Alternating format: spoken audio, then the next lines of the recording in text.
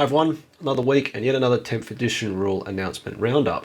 In the last 7 days, there's been articles on the Warhammer community website showcasing how Space Marines, Tyranid, Chaos Space Marine and Necron army rules will work, and also some data sheets. If you want to catch up and see all the other rule announcement roundups I've done, check out this playlist here.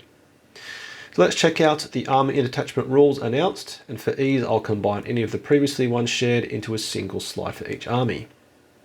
So starting with Space Marines this week, their detachment rules for a Gladius task force are out, now being the current combat doctrines, and these have changed from boosting the AP of certain weapons to providing movement flexibility. Devastator allows them to advance and shoot, Tactical allows them to fall back and charge, and Assault Doctrine allows them to advance and charge. This feels like a good change, giving Space Marines more tactical flexibility and focusing less on the raw damage output. A key call out here is that they can only use each combat doctrine once per game, which is a big change. Being a detachment ability implies that if a Space Marine player wants to utilise another detachment ability, they can't use combat doctrines. And this probably is in line with the simplified nature of 10th edition. I do wonder if name chapters like Dark Angels and Space Wolves will have combat doctrines or have their own unique detachment and army rules. Do remember that Space Marines will also have their universal army rule, regardless of the detachment they choose, being Oath of Moments, which in their command phase allows a single unit to be chosen, and anything that targets them from a Space Marine army can reroll all hit and wound rolls. The articles do imply that rerolls will be a lot less common in 10th edition, so Space Marines having this for a single unit per turn would be very, very powerful, and effectively giving the Space Marine player a delete button. Right, let's now move on to Tyranids and their army rules, having two of them. The first being Synapsis, allowing battle shock tests to roll 3d6 as opposed to 2d6 if within 6 inches of a Synapsis model, which is a leadership style unit like a Swarm Lord. 10th edition is shaping up to be an edition where failing battle shock tests could be crippling, with a unit unable to hold objectives nor use stratagems. Remember, battle shock happens to a unit that is below its starting half strength, but also to a multi-wound model below half its starting wounds. So you could have a platoon of damage limit Russes pooping themselves in the late game and unable to hold objectives nor use stratagems for you. The second army rule for Tyranids is Shadow of the Warp, where once per game, in either player's command phase, the Tyranid player can force all units in their opposing army to take a battle shock test. This could be brutally effective in your opponent's turn if they activate this and all key units holding their primary objective fail battle shock, and suddenly you're scoring a 0 on your primary objective. This will be definitely one to watch out for in 10th edition. As said in previous videos, I'm excited to see what the Commissariat has to offer.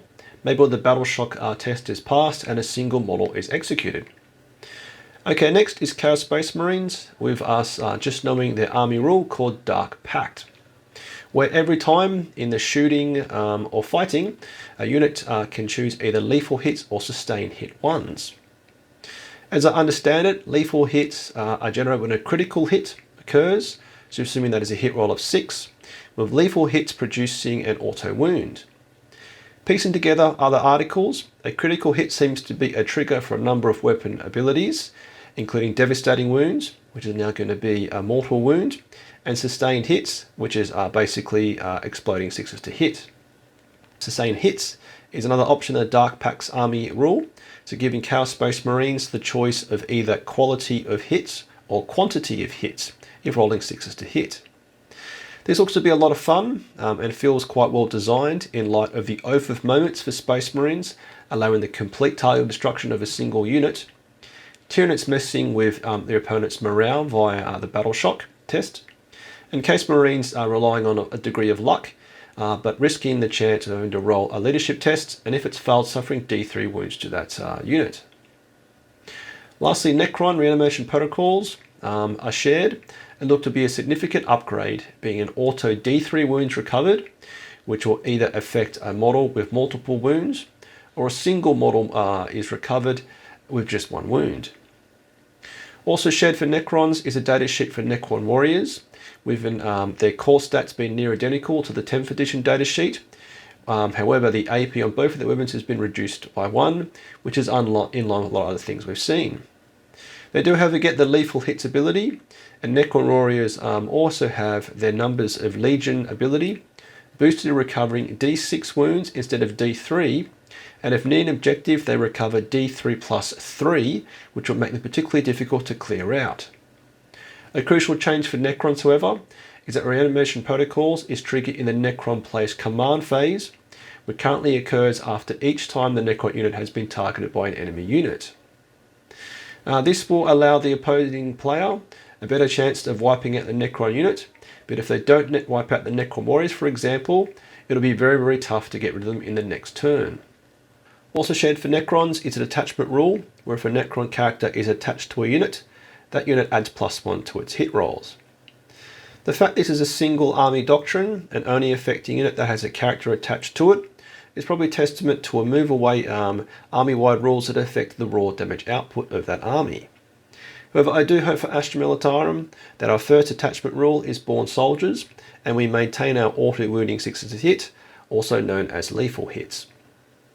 Okay, now let's check out some of the new shared datasheets. Now firstly, datasheets will be a maximum of a single double-sided page, which in my mind is actually 2 pages, not the 1-page GW kept talking about. I do wonder how the new codexes will physically work, as to have 2 back-to-back pages will be quite annoying as you've got to flick backwards and forwards. And maybe codexes will actually be a collection of individual cards with a snazzy folder system, however I seriously doubt that. With that in mind, a Necron monolith will have 20 wounds and will be toughness 14, whilst currently it is toughness 8 and having 24 wounds. Its objective control score, or OC value, will be 8, which is the highest value we've seen previewed so far on any data sheets. So could a Baneblade at 28 wounds have perhaps a score of 10 on OC? We'll have to see. Something else to point out here is that if the monolith is below 8 wounds, not only does it incur a -1 to hit, but it loses 4 from its OC value, which combined with a battle shock test could make this flying brick pretty useless. Another unit shared is a Space Marine Land Raider, with the major points of interest to me being a hunter-killer missile, now having an ability called One Shot, which is a nice way of shortening the word jumble that currently describes you can only fire it once per game. Also of interest, a hunter-killer missile has got an improved ballistic skill of 2+ versus the other weapons on the Land Raider, which is great to see, as from my experience, a hunter-killer missile is a one-shot thing that always misses. Its twin-linked las cannons will get their own weapon profile, now being called a God Hammer las cannon at strength 12 and D6 plus 1 damage, whilst a multi-melter will now have a shorter 18-inch range at a weaker 10th edition strength of strength 9, but maintaining the AP 4 and +2 damage if within half range via the Melter 2 ability, which was shared in a previous article. Also, its twin-linked heavy bolters keeps everything the same at 36-inch range, strength 5 AP2, flat 2 damage, but with sustained hits, and also able to reroll the wound roll, something we learnt from a previous article as well. Of note here is a number of shots will be just 3, versus what you'd assume in 9th edition being 6, being from 2 heavy bolters. I wonder what this means for the exterminator autocannon equipped Lim and Russ, getting perhaps say 4 shots with sustained hits, and able to reroll the wound roll, which could be very, very nice. The traitor Abaddon the Despoiler is also showcased with what looks to be a much simpler and perhaps weaker datasheet. His toughness is reduced to 5, previously 6, and there's no mention of his 3 wounds per phase wound cap, which I'm glad to see is going, which for me is the ultimate in 9th edition rules bloat.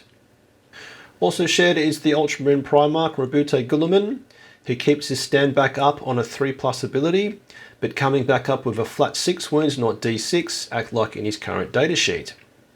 This feels much more like a Primarch, and at least probably been able to outlast the traitor Abaddon, whom in 9th edition can flatten Guilliman.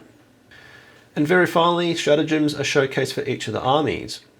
These are all linked to the specific detachments, either Space Marine Gladius Task Force or the Necron Dynasty. And I assume from this that the Astra Militarum current system of choosing 2 specific doctrines will disappear, and unnamed doctrines or regiments will come back into 10th edition. A quick call out from the stratagems is the Chaos one, which allows a unit to have a stealth ability, which is a rule we haven't heard about yet, but probably something like being 8-1 to hit from all ranged weapons, and we can assume our abhuman friends are rattlings, and also Gaunt's Ghost will get this.